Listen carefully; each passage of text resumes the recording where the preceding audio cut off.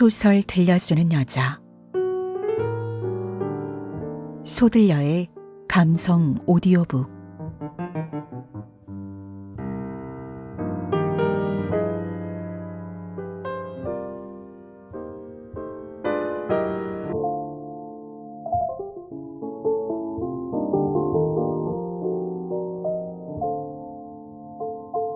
여전하십니까, 방앗간은?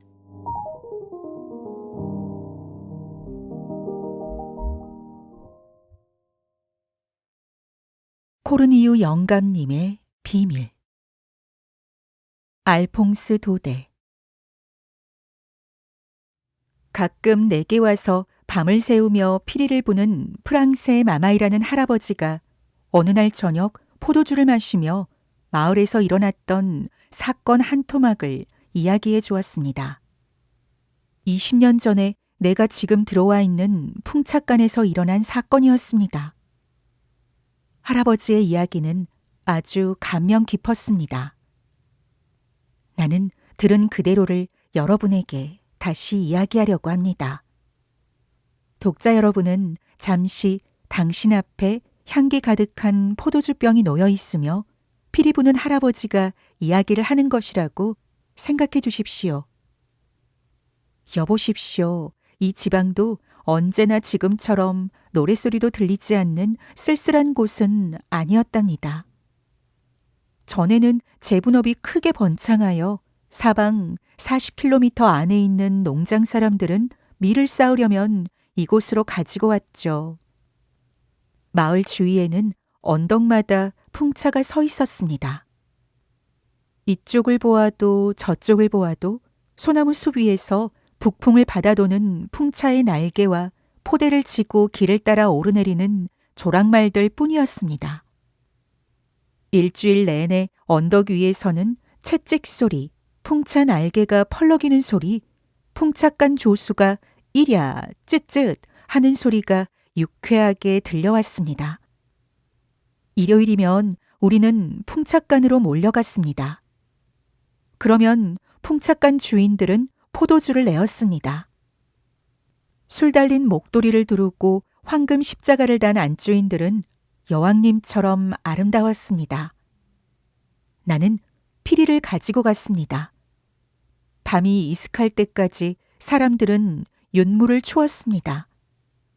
아시다시피 이 지방은 풍차 때문에 부유하고 즐거웠죠. 불행하게도 파리 사람들은 타라스콩 가도에 증기 재분소를 건설할 생각을 했답니다. 새로운 것은 무엇이나 좋은 법. 사람들은 차츰 밀을 재분소로 보내게 되었습니다. 그리하여 가엾게도 풍차가는 일감이 없어졌습니다. 한동안은 풍차들도 버티어 보았습니다. 그러나 증기를 당해낼 수는 없었습니다. 풍차가는 가엾게도 하나 둘씩 문을 닫게 되었습니다. 조랑말들의 모습이 다시는 보이지 않았습니다. 아름다운 방앗간 주인마님은 황금 십자가를 팔아야 했습니다. 북풍이 아무리 세차게 불어도 풍차의 날개는 돌지 않았습니다. 포도주 잔치도 없어졌고 윤무도 없어졌습니다. 그러자 하루는 면에서 나와 풍차간을 모두 헐고 그 자리에 포도나무와 올리브나무를 심었습니다. 그런데 이렇게들 쓰러져가는 가운데 한 풍차만은 제대로 남아 재분소의 앞턱 언덕 위에서 힘차게 돌았습니다. 그것은 코르니유 영감님의 풍차간이었습니다. 지금 우리가 밤을 새우고 있는 바로 이 풍차간이죠. 코르니유 영감님은 60년 전부터 밀가루 속에서 살았으며 자기 일에 열성적인 방앗간 할아버지였습니다. 재분소가 들어서자 미치는 것 같았습니다. 일주일 동안 그는 마을을 뛰어다녔습니다. 그는 마을 사람들을 모두 자기 주위에 모아놓고 재분소 사람들이 재분소의 밀가루로 프로방스를 독살하려 한다고 목이 터져라 외쳐댔습니다. 저 강도놈들한테 가면 안 돼. 그들은 빵을 만들기 위하여 증기를 사용하는데 그것은 마귀의 손으로 이루어진 것이야. 그런데 나는 자비로우신 하느님의 숨결로 일하지. 이와 같이 그는 풍차를 찬양하기 위한 미사여구를 말할 수 없이 많이 생각해내었습니다만 그의 말에 귀를 기울이는 사람은 아무도 없었습니다. 그래서 성이 난 영감님은 풍차간 문을 닫아 걸고 맹수처럼 혼자서 살았습니다. 그는 15살 먹은 손녀 비베트조차 곁에 두려고 하지 않았습니다. 그에게는 양친이 돌아가신 뒤 세상엔 오직 할아버지 한 분밖에 없었습니다. 가엾은 소녀는 자기 스스로 살아가지 않으면 안 되었기 때문에 추수일이나 양잠이나 올리브 따는 일을 해주며 농장의 이 집 저 집에서 품을 팔아야 했습니다. 그렇긴 해도 할아버지는 손녀애를 끔찍이 귀여워하는 것 같았습니다. 그는 가끔씩 찌는 듯한 햇볕 속에 16km나 걸어서 손녀가 일하는 농가로 그 애를 보러 가기도 했습니다. 손녀 곁에 가면 할아버지는 눈물을 흘리며 몇 시간 동안을 그 애만 바라보았습니다. 마을 사람들은 방앗간 영감이 구두쇠라 비베트를 집에서 내보냈다고 생각했습니다. 그래서 그는 손녀를 그처럼 이 집 저 집 농가로 돌아다니게 하여 농군들의 학대와 어린 고용인들이 겪는 온갖 고통을 당하게 한다고 비난을 받았습니다. 또한 이제까지는 사람들에게 존경을 받았으며 코르니오 영감님이란 명성을 듣던 분이 거지처럼 구멍 뚫린 모자를 쓰고 다 떨어진 허리띠를 띠고 맨발로 길을 걸어가는 것을 보고 누구나 아주 딱하게 여겼습니다. 우리 늙은이들은 주일날 그가 미사에 나오는 것을 볼 때면 정말 얼굴이 화끈해졌습니다. 코르니오 영감도 그것을 너무나 잘 알았기 때문에 감히 동네 유지들의 자리에 와서 앉으려고 하지 않았습니다. 그는 언제나 가난한 사람들 속에 섞여 교회 안쪽 성수반 곁에 있었습니다.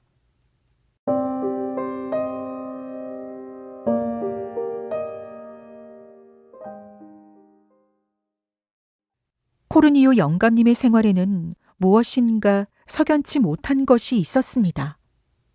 벌써 오래전부터 마을에서는 아무도 그에게 밀을 가지고 가지 않았는데도 그의 풍차는 전과 다름없이 계속해서 돌아갔습니다. 저녁이면 커다란 밀가루 포대를 잔뜩 실은 나귀를 몰고 오는 영감님을 길에서 만날 수가 있었습니다. 안녕하세요, 영감님. 농부들은 그에게 큰 소리로 인사를 했습니다. 여전하십니까, 방앗간은? 여전하고 말고 고맙게도 일감이 떨어지지 않는다네. 영감님은 쾌활하게 대답했습니다. 그래서 그렇게 많은 일감이 어디서 생기느냐고 물으면 그는 입술에 손가락을 대고 엄숙하게 말했습니다. 쉿, 수출을 위한 일을 한다네. 그러고는 결국 그 이상은 말하지 않았습니다. 그의 풍차간을 들여다본다는 것은 생각조차 할 수 없었습니다. 손녀 비베트까지도 들어가지 못했습니다. 그 앞을 지나다 보면 문은 언제나 잠겨 있었으나 커다란 날개는 쉬지 않고 돌았고 늙은 나귀가 마당의 잔디를 뜯어먹고 있었으며 말라빠진 큰 고양이 한 마리가 창가에서 햇볕을 쬐며 사나운 눈초리로 바라보았습니다. 이런 모든 것이 수상쩍은 냄새를 풍겼으며 세상을 아주 떠들썩하게 만들었습니다. 사람들은 제각기 자기 나름으로 코르니오 영감님의 비밀을 설명했습니다. 일반적인 여론은 그의 풍차간 안에는 밀가루 포대보다는 돈 포대가 훨씬 많으리라는 것이었습니다. 결국 모든 사실이 드러나고야 말았습니다. 어느 날 내피리 소리에 맞춰 젊은이들이 춤을 추는데 그때 나는 큰아들 녀석과 귀여운 비베트가 서로 사랑하는 사이가 되었다는 것을 알았습니다. 나는 결코 불쾌하지 않았습니다. 요컨대 코르니오란 이름은 우리 집으로서는 영광이었고 비베트라는 예쁘고 작은 새가 집안을 뛰어다니는 모습을 보게 된다는 것은 기쁜 일이었습니다. 다만 둘이 함께 있는 기회가 자주 있었으므로 무슨 일이라도 일어나지 않을까 염려되어 나는 당장 일을 결정짓고 싶었습니다. 그래서 이 일에 대해서 영감님에게 몇 마디 말이라도 해보려고 풍착간까지 올라갔습니다. 아, 저 마귀 같은 영감. 그가 어떤 태도로 나를 대했는지 아시겠어요?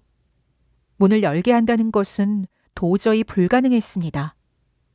저는 열쇠 구멍으로 내가 찾아온 이유를 대충 설명했습니다. 내가 이야기를 하는 동안 고약한 말라깽이 고양이가 머리 위에서 괴물처럼 색색거렸습니다. 할아버지는 내게 미처 말을 끝낼 시간도 주지 않고 몹시 불쾌하게 돌아가 필이나 불나며 그렇게 급히 아들 녀석을 결혼시키고 싶으면 재분소에 가서 색시를 고르라고 소리쳤습니다. 이런 불쾌한 말을 들었을 때 얼마나 화가 치밀었겠나 생각해 보세요. 그러나 나는 용하게 참아내었습니다. 나는 미치광이 같은 영감을 방앗간에 놔두고 애들에게 돌아와 내가 실패했음을 알려주었습니다.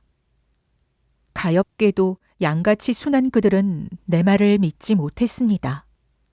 그 애들은 나에게 둘이서 함께 방앗간으로 올라가 할아버지에게 말하겠다고 간청했습니다. 나는 거절할 수가 없었습니다. 그러자 우리 애들은 훌쩍 떠나버렸습니다.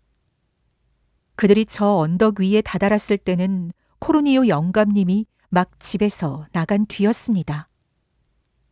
문은 이중으로 잠겨 있었습니다. 그러나 영감님은 나가면서 사다리를 밖에다 두고 갔습니다.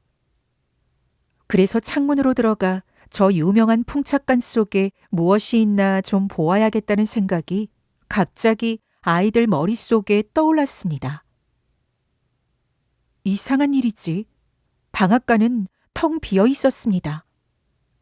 포대도 밀 한 알도 없었습니다. 벽에도 거미줄에도 밀가루는 전혀 묻어있지 않았습니다. 밀을 빻을 때 풍착간 안에서 풍기는 훈훈한 향기도 없었습니다. 축대는 먼지로 덮였고 바싹 여윈 커다란 고양이가 그 위에서 졸았습니다. 아래층 방도 마찬가지로 처참하고 황량했습니다. 보잘것없는 침대, 누더기 몇 개, 계단 위에 놓인 빵 한 덩이, 그리고 방 한 구석에 놓인 터진 포대 서너 개에서는 석고와 백토가 흘러나와 있었습니다. 이것이 코르니오 영감님의 비밀이었습니다. 풍차의 위신을 지키기 위하여 밀가루를 빻는다고 믿게 하기 위하여 그가 저녁마다 길거리로 싣고 다닌 것은 저 백토였던 것입니다. 가련한 풍차, 가련한 코르니오.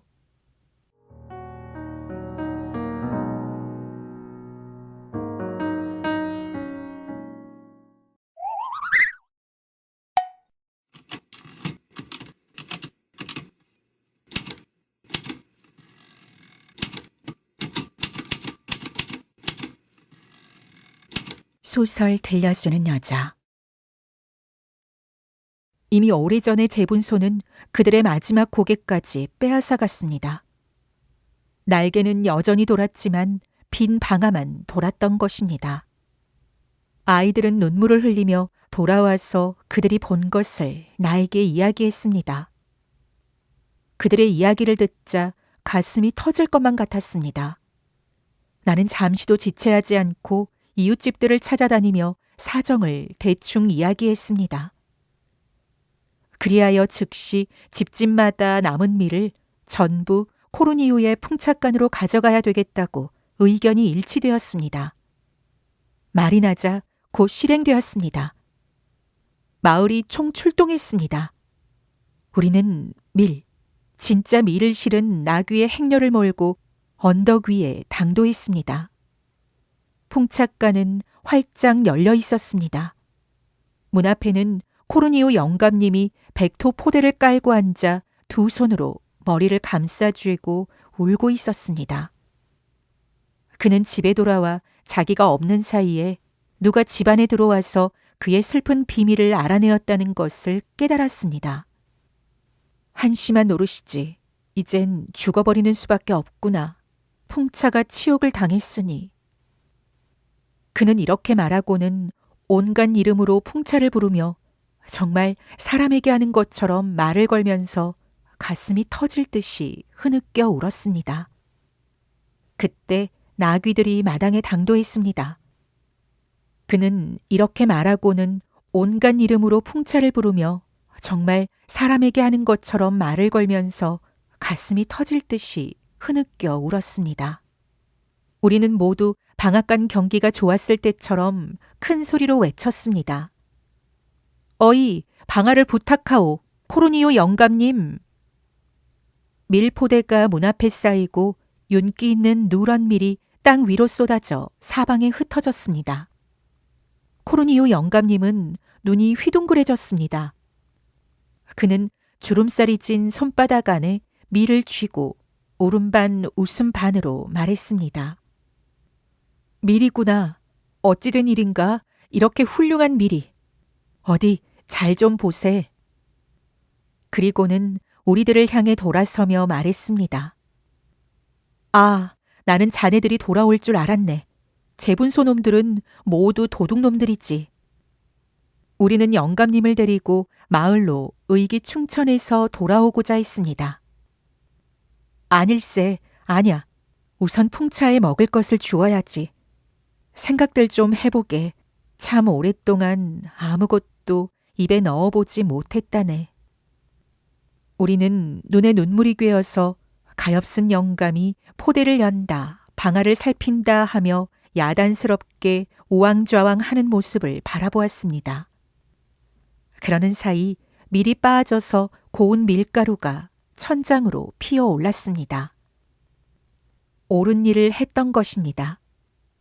그날부터 우리는 방앗간 영감님의 일거리가 절대로 떨어지지 않게 했습니다.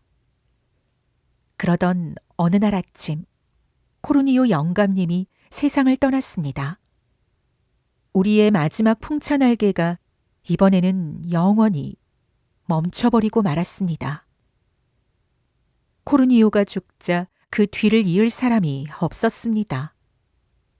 어쩌겠습니까? 이 세상의 모든 것엔 끝이 있는 것을. 론강의 나룻배나 최고 재판소나 커다란 꽃무늬 재킷의 시대가 가버린 것처럼 풍차의 시대도 지나갔다는 것을 납득하지 않을 수 없었습니다.